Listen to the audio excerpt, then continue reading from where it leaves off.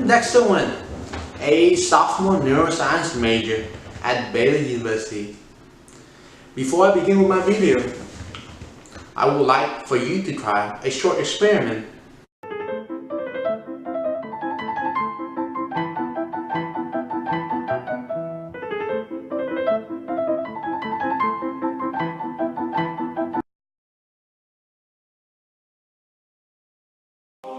Three, two, one.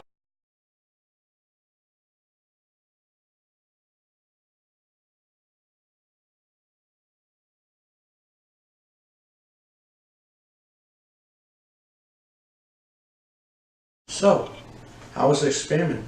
Pretty easy, isn't it? Let's spice it up a little. I want you to do the same thing, but with one extra condition. To count 1, 2, 1, 2, 1, 2.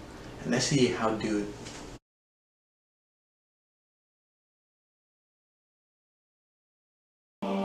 Two, one.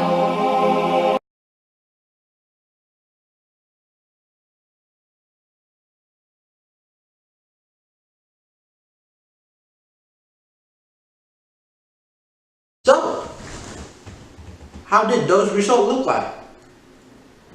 Did you perform significantly worse on the second trial? Congratulations! That is nothing out of normal. By counting 1, 2, 1, 2, 1, 2, you are producing what called an irrelevant speech, which has been proven to lower your retention rate of new material significantly. I decided to put the beta student population to a test to see how well they can remember after producing an irrelevant speech. Let's find out.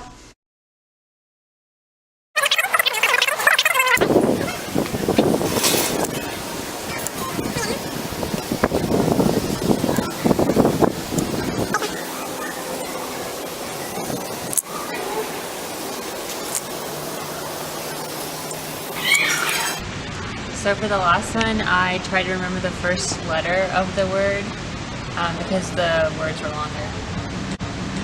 So I was counting and it was like dividing my attention on two different things. Well, I think the reason I did a lot worse on the last two is because my mind was more distracted by the counting than it was by focusing on the words, which I think because our brain isn't very good at multitasking, if at all, so it's hard to look at those and count at the same time to try and think about both. What you're seeing on your screen right now is a model of working memory.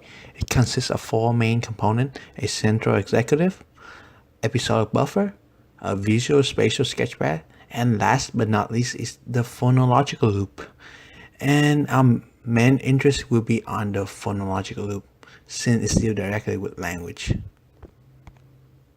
So the phonological loop can be broken further down into the phonological store and the articulatory rehearsal processes, in which help rehearse new material multiple times before being stored into the phonological store. By counting 1, 2, 1, 2, 1, 2, we are directly inhibit our articulatory control processes, therefore directly hinder new material being stored into the phonological store. So the difference for the control trial is just as what I have been predicted. Short word is just easier to remember than longer word.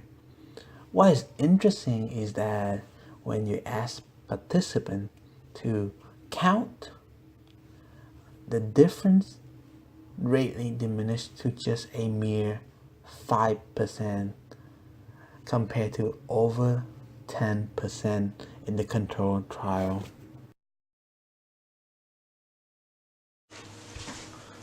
So, as you can see, group studying lower your retention rate of new material to a strikingly 50%. That is like 50% study efficiency. But group study is not bad. but it's not for you if you're trying to study new material. Come and ready to review. Good luck with finals.